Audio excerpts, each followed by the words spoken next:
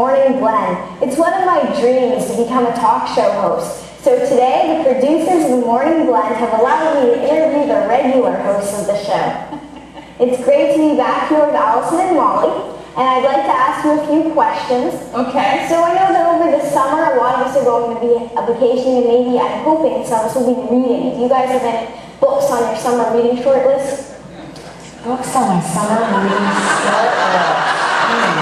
Okay, I just finished one that actually a regular on our show recommended called The Winner Stands Alone by Paulo Coelho. Do you know that author? I think I might have heard of it. I knew you would. I knew you'd say something. Was like that?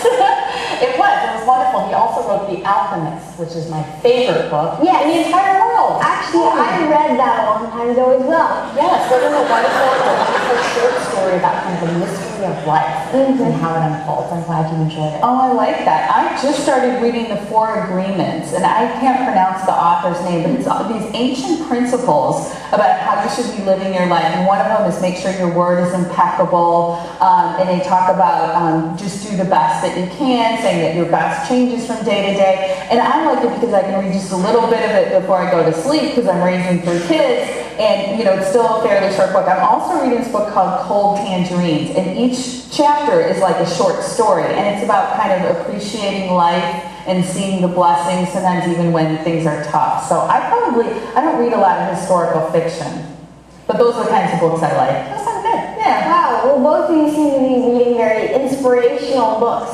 Thank you. I think so too. So you will be drawing some inspirations. Yeah. Hopefully. I hope so. Okay, and then I would like to ask you another question about books. What books have had the most influence in your life, do you think?